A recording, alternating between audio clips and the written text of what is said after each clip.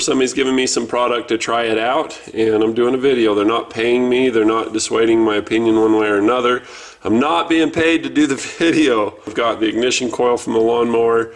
Lawnmower's not running. Part of it's because of the alignment key with the flywheel, full disclosure. I got a plastic bucket.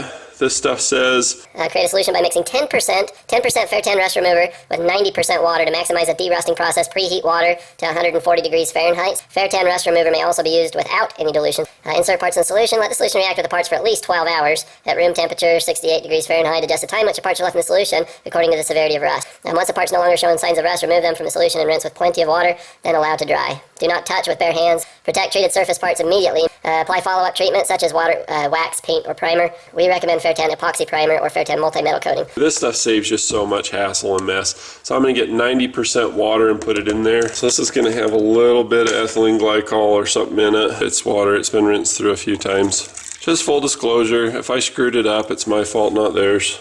Did you know you can determine the volume of something that's hard to measure by actually just sticking it in water and seeing how much it goes up a graduated container? Pretty cool. For those of you who don't remember, I actually use this stuff on that 4 quick trick things to have your car a day spa.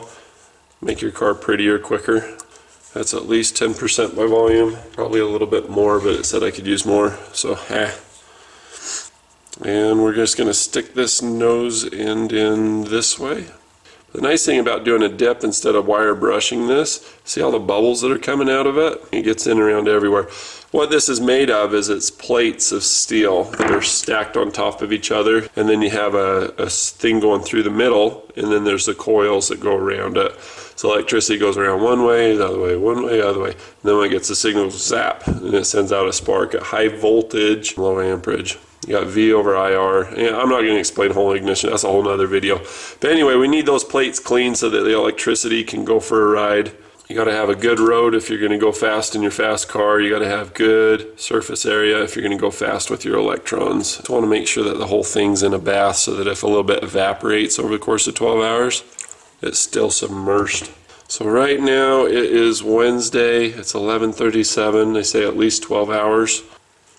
So if you look at the time, it's Thursday, 12:07 a.m. So basically it's been 13 hours. It's the same day, Wednesday, whatever, it's just late at night. And there it is. Let's grab a plastic brush. This is probably the worst plastic brush ever because it's full of garbage already.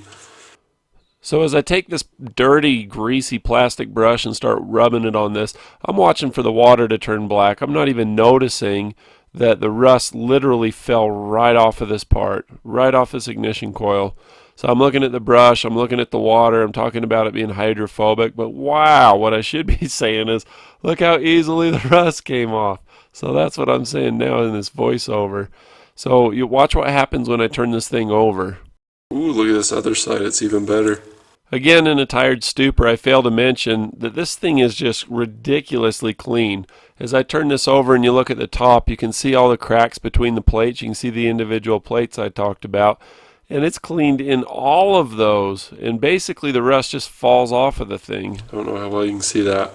But this stuff's cleaning all the rust out in between. I was debating about just getting a new ignition coil for this thing, but I think I'm going to run this one. I'm just going to throw this in as a guinea pig, but dang, this stuff's good. I love finding cool stuff like this. With results so unbelievably good, I don't know what to do but just keep brushing. Pretty cool product.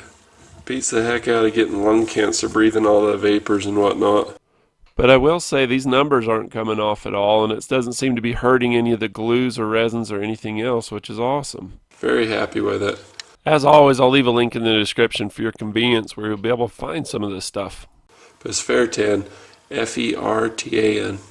So being the cheapskate I am, I tried it on a pair of pliers with the used fluid, and it didn't work as well in terms of being clean. It actually left a bunch of black crap on the pliers that transferred to it, but it got all the rust off.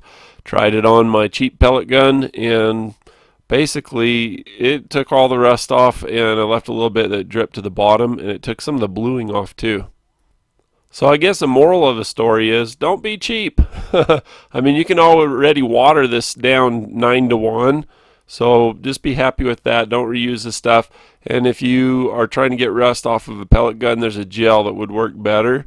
or even some WD-40 and steel wool. That's just a go-to easy way to do it on the gun. I knew better, but I thought, hey, new toy, try it on everything. Hey, thanks for the mail. Got a letter from Terry, the Texas Viking. Check that out. That's going on the lift. Thanks, man. I took this one in the house. I got to do some more homework on it. Basically, he's asking, can I lift a 2008 Toyota 4Runner? And I just want to go up a couple of inches. And the answer is, of course you can. Absolutely.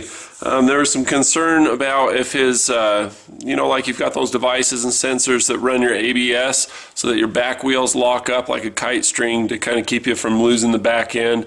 They don't lock up, they ABS, they basically create drag so you don't get in a rollover accident. And you want the front to be the front, because if your tail starts to pass you, you can roll or lose control, go off the road, whatever. So you can get extension devices for those so that sensor, I wish I had one on hand to show you, but I don't. Or do I? Let me look. Okay, closest I got is this control arm with the threaded thing. This is off a Cadillac CTSV. But it's got like a little ball and socket joint just like your lift hatch does, and it goes to a little bar, and the bar goes to a little sensor. It's basically like the dial for volume or whatever on your radio. And what it tells the car is if the car's getting a little unstable or something. So if you raise the suspension up, that reading's going to be off. Well, just look at where the arm is supposed to be, and then you can, basically get a rod or arm that fits from a kit. So sometimes you do got to pay a little bit for it. Sometimes you don't. He asked me if I would be willing to do it, and unfortunately, I would love to do that, but unfortunately, I just don't have enough hours in the day. So I would, but can you do it? Yeah. Can I do it? No. Is it going to mess you up? Not if you do it right. Does that make sense? I hope that answers your question. Thanks for the letter. Subscribe and